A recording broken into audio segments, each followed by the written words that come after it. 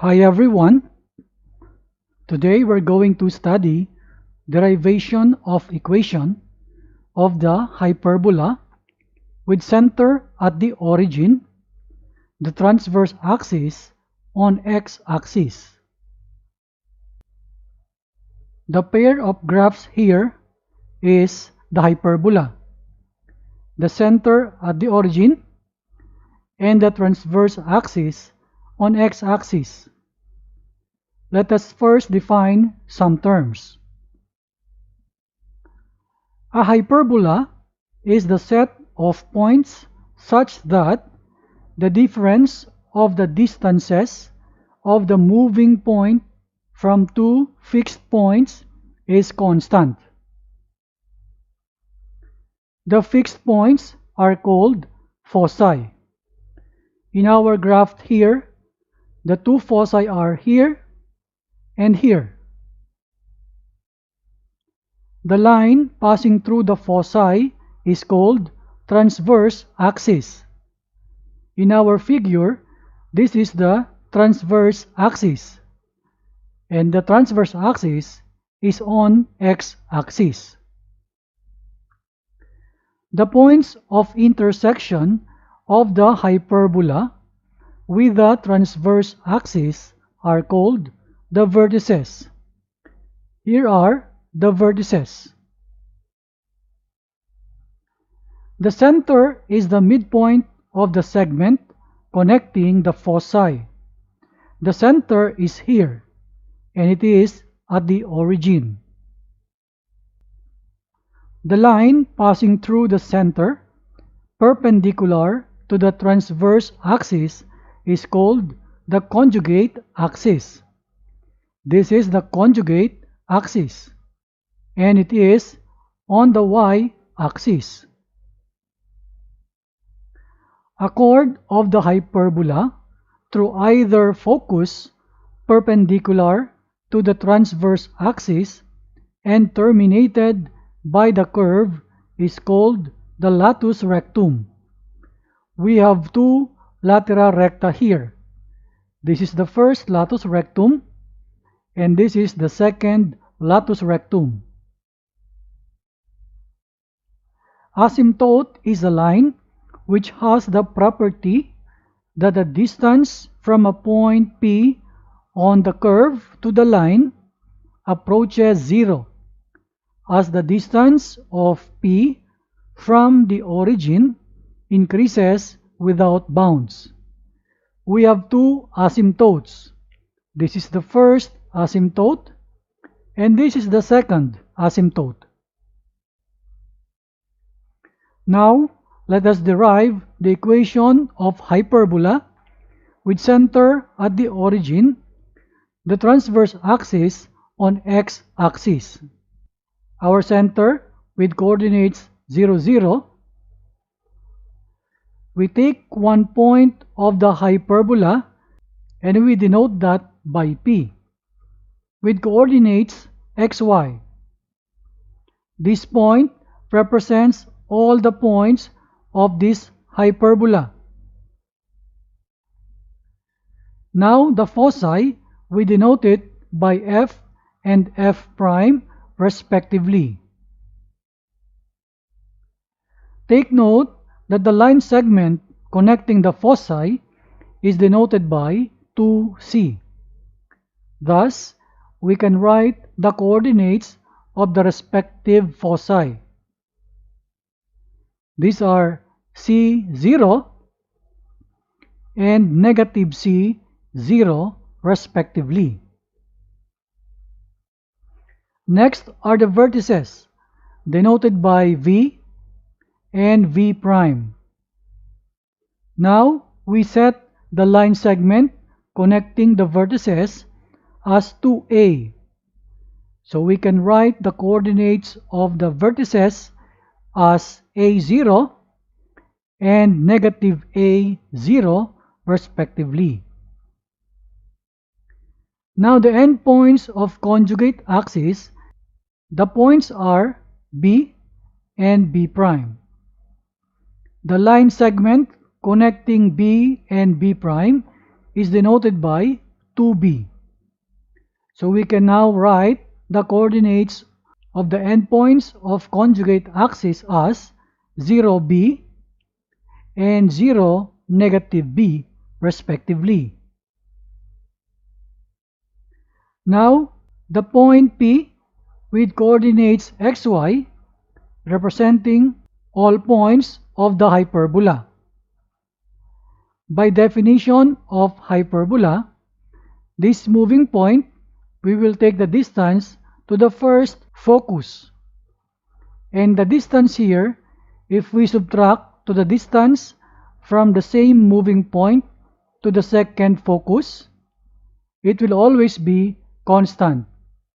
So we write here equals k. Now, when the P reaches one of the vertex as V, we can deduce that the value k equals 2a. That is the length of the line segment connecting the vertices only. So, we can now substitute the value 2a to this k. This is now our working formula. Now, let us write the respective distances.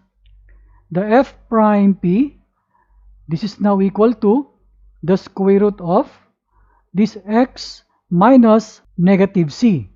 So we write here x plus c, and the quantity is squared, plus the y minus 0, and this is also squared, minus the distance fp, the moving point to the second focus.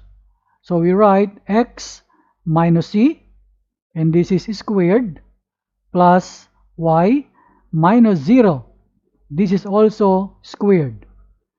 And all are equal to 2a. We can simplify this equation. As we see here, the y minus 0 is simply y. So we write y square here and y square also in here. Now let us simplify further by trying to remove the radical. So the first thing that we will do is to isolate one radical. Let's say the second radical here, we will transpose to the right side. From negative, it becomes positive. And from here, we will square the equation. It means when we square the left side, the big radical symbol is cancelled. On the right side, when we square this will result to the square of two terms. Here now is the next step. The left side is now free from radical, and this is equal to the square of the right side. So we have the square of 2a to be 4a squared. This is the second term, and the product of this 2a times the big radical times 2. And the third term is the square of this big radical here. So it means that radical sign is also cancelled. Please observe that the left side and the right side have common terms, and it is this y square and y square respectively. We can cancel those terms, and then let us expand this square and also this square. So we have now the left side being expanded, and the square here is also expanded. We simply copy the first and the second term down here. Please observe again that we can cancel the x square on the left and the x square on the right, as well as the c square here and the c square on the right. There we go. The next step is we want to isolate the big radical here alone on the right side. It means this minus 2cx we will transpose to the left.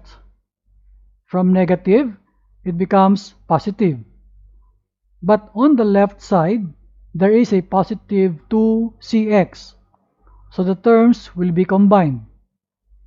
Also, look at this 4a squared.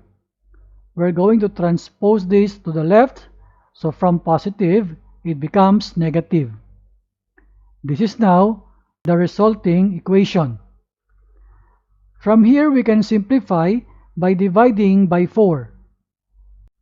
So we have now this new equation. Let us square the equation so that the big radical here will be cancelled out. On the left side, it will be the square of two terms. So the answer will be c square x square minus 2a square cx plus a raised to 4. And this is equal to the square of the right side. We square a, and that will be a square. We square the radical, so that radical sign is now cancelled. This is now our working equation. Let us simplify further by expanding the square of this x minus c. Here is now the expanded trinomial. And then the a square we will distribute to each term inside the grouping symbol. So we have now this resulting equation.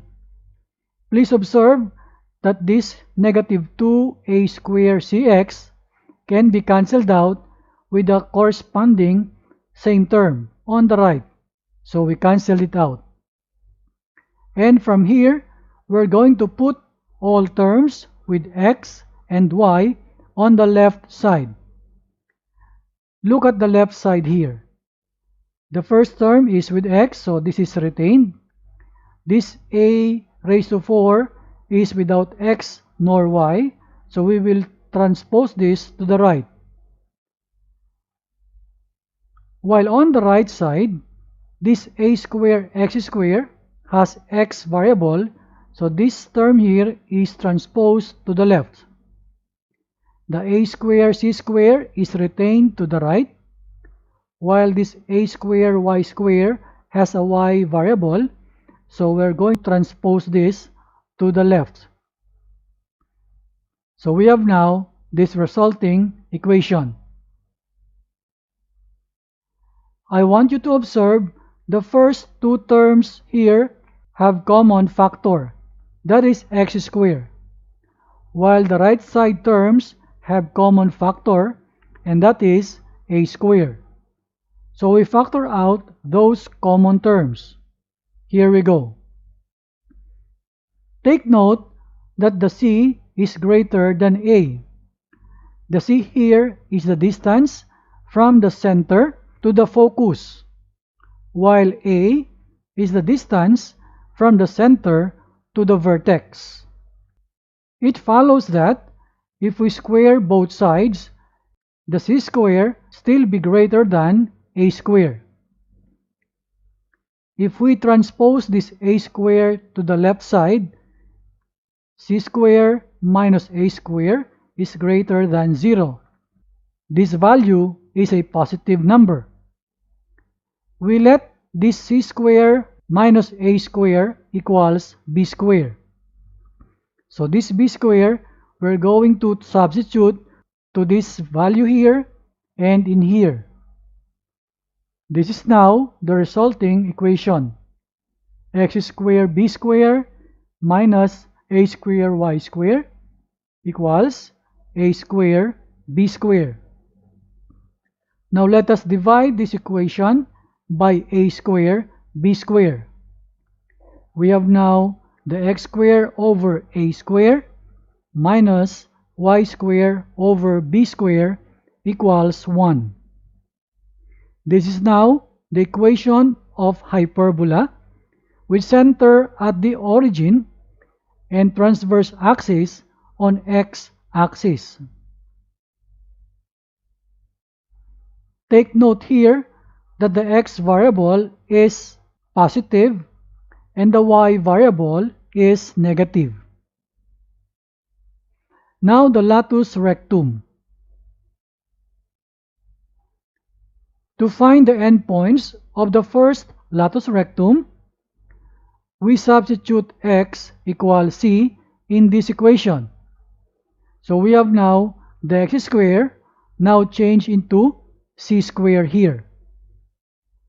In our relation a while ago, we say that c square equals a square plus b square. We can substitute this binomial to the c square here. So here we go. And this fraction we're going to expand by distributing the denominator to each term of the numerator. So this is now the resulting equation. Look at the first term. A square over a square, we can cancel that into 1. The constant 1 here has a counterpart 1 on the right side. So we can cancel those 1's, and we have now b square over a square minus y square over b square equals 0. This negative y square over b square, let us transpose to the right. So from negative, it becomes positive. The denominator of y square, let us cross multiply to the numerator of the left side. So b square times b square, we will get b raised to 4. And from here, let us take the square root of both sides to get the value of y. So the y is equal to plus or minus b square over a. This is the y coordinates of the endpoints of the latus rectum. The x coordinate is c. It means the endpoints of the first latus rectum are c, b square over a and c, negative b square over a respectively. With the same idea, the second latus rectum will have endpoints with coordinates negative c, b square over a and negative c, negative b square over a. With this idea, we can say that the length of latus rectum equals 2b square over a. Now the eccentricity, denoted by e, this is equal to c over a. For the asymptote, the equations are y equals plus or minus b over a times x. Here is the first asymptote with the equation y equals b over ax, that is positive. And the second asymptote is here with equation y equals negative b over a times x.